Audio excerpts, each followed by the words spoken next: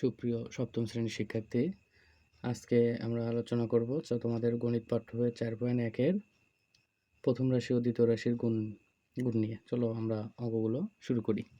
বরাবরের মতো আমরা অঙ্কটাকে তুলে নিচ্ছি। দেখো 13 নম্বর অঙ্ক। প্রথম রাশিতে আছে হচ্ছে আমাদের 2a - 3b, দ্বিতীয় রাশিতে আছে 3a + 2b। তো আমরা এখন চলো প্রথম রাশিকে দ্বিতীয় রাশি দ্বারা গুণ করব। তাহলে প্রিয় শিক্ষার্থীরা, প্রথমত তোমরা খেয়াল রাখবা, দেখো দ্বিতীয় রাশিতে আমাদের দুইটি পদ আছে, অর্থাৎ এই দুইটি পদ দ্বারাই প্রথম রাশির সবগুলো পদকে গুণ করতে হবে একে একে। তাহলে দেখো আমরা প্রথমটা দিয়ে যদি গুণ করা শুরু করি, তাহলে প্রথমটা দিয়ে দ্বিতীয় রাশির প্রথম পদ দিয়ে প্রথম রাশির প্রথম পদকে গুণ করব আমরা। তাহলে প্রথম সংখ্যা চিহ্নের গুণ করে নাও, প্লাস প্লাসে প্লাস, 3 দুগুণ 6, এ আর এ গুণ করলে কি পাবো? এ স্কোয়ার। আবার এই 3a দিয়ে আবার এইটাকেও বিকেও গুণ করব আমরা। তাহলে বিকে গুণ করলে 3bকে গুণ করলে প্লাস মাইনাসে মাইনাস, 3 3কে 9, এ আর বি গুণ করলে এ বি। তাহলে প্রিয় শিক্ষার্থীরা, দেখো আমাদের দ্বিতীয় রাশির প্রথম পদ দ্বারা প্রথম রাশির দুইটি পদকে গুণ করা শেষ। এবার আমাদের দ্বিতীয় কাজ, অর্থাৎ দ্বিতীয় রাশির দ্বিতীয় যে পদটা আছে সেই পদটা দিয়েও আমাদের এখন প্রথম রাশির সবগুলো পদকেই গুণ করতে হবে। তাহলে চলো শিক্ষার্থীরা শুরু করি আমরা প্রথম। তাহলে দ্বিতীয় রাশির প্রথম পদ দ্বিতীয় পদ দ্বারা গুণ করলে প্রথম রাশির প্রথমটাকে দেখো 2 দুগুণ প্লাস প্লাসে প্লাস। আর এখন যদি আমরা গুণ করি, দেখো পাবো হচ্ছে 2 দুগুণ 4, এ আর বি। দেখো তো প্রিয় শিক্ষার্থীরা, কোথায় সহগের সাথে এ বি আছে, তো যদি গুণফলটা ওইটার সাথে মিলে থাকে তাহলে সেই বরাবর আমরা সদৃশ করে লিখব।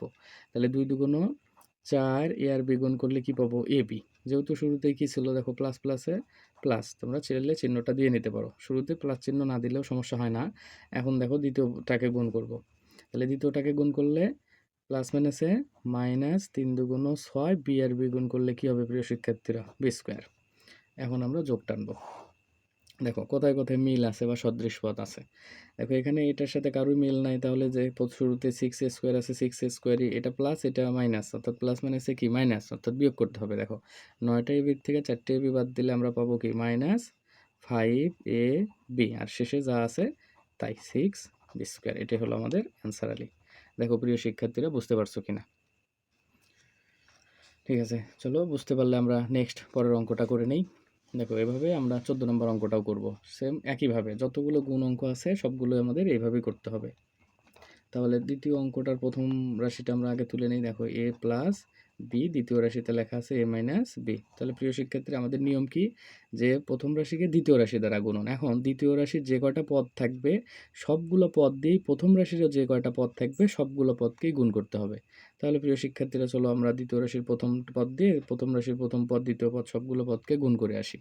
তাহলে এ দিয়ে গুণ করলে আমরা পাবো এ স্কোয়ার। এখন প্রথম পদ গুণ করা শেষ, এখন দ্বিতীয় পদকে, তাহলে প্লাস প্লাসে প্লাস, এ আর বি গুণ করলে আমরা কি পাবো? A B. আচ্ছা, তাহলে দ্বিতীয় রাশির প্রথম পদ দ্বারা সবগুলোকে গুণ করা শেষ। এবার দ্বিতীয় রাশির দ্বিতীয় পদ দ্বারা প্রথম রাশির সবগুলো পদকে গুণ করব। তাহলে সবার আগে চিহ্নের গুণন, প্লাস মাইনাসে মাইনাস, দেখো এ আর বি গুণ করলে আমরা পাবো কি? A B. তো আমরা প্রিয় শিক্ষার্থীরা, দ্বিতীয় পদ দ্বারা গুণ করা মানে দ্বিতীয় লাইনে লিখতে হবে, এবং সেটা লেখার শর্ত হচ্ছে যদি কোনো গুণফলটা কোনো মানে রাশির, এই আমাদের যে গুণফল আগের যেই গুণফলটা পাবো সেখানকার রাশির সাথে যদি কোনো পদের মিল থাকে তাহলে সেই পদ বরাবর সদৃশ করে লিখতে হবে।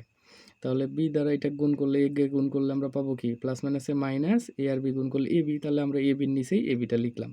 তারপরে আবার দেখো দ্বিতীয় পদটাকে গুণ করলে প্লাস মাইনাসে মাইনাস, বি বি গুণ করলে কি পাবো প্রিয় শিক্ষার্থীরা? B square. এখন দেখো এর নিচে কিছুই নাই, তার মানে এ স্কোয়ারই। এখানে plus A B minus A B vanish, অর্থাৎ প্লাস এ বির থেকে মাইনাস এ বি বাদ দিলে 0 থাকে, আর শেষে থাকে মাইনাস বি স্কোয়ার, অর্থাৎ এটাই আমাদের অ্যান্সার। এই হলো আমাদের অ্যান্সার আলি। প্রিয় শিক্ষার্থীরা, বুঝতে না পারলে কমেন্ট বক্সে জানাও, আমি চেষ্টা করব আরও সহজভাবে বুঝিয়ে দেওয়ার জন্য। আর যেভাবে আমরা অঙ্কগুলো করছি তাতে মনে হয় না কারো বুঝতে অসুবিধা হবে। তো চলো প্রিয় শিক্ষার্থীরা, আমরা এখন 15 নম্বর অঙ্কটি শুরু করি। দেখো 15 নম্বর অঙ্কটি কি আছে।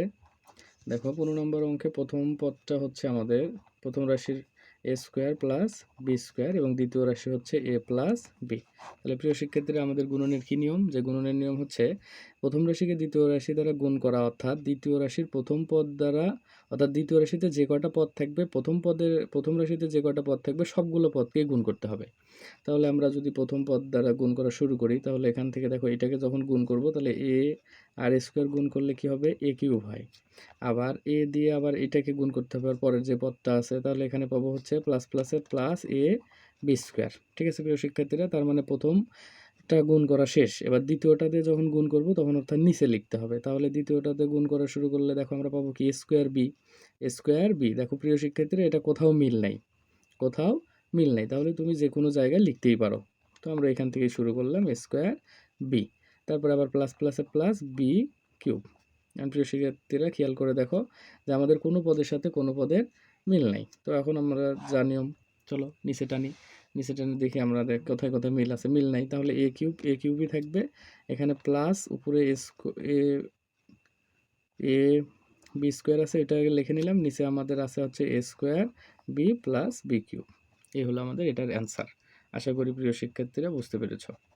তোমাদের এরকম নিত্য নতুন ভিডিও পেতে আমার চ্যানেলটি সাবস্ক্রাইব করো এবং পাশে থাকা বেল আইকনটি চালু করে দাও, যাতে তোমরা কোনো ভিডিও মিস না করো। এবং তোমাদের সকল সমস্যা আমাকে কমেন্ট বক্সে জানিও।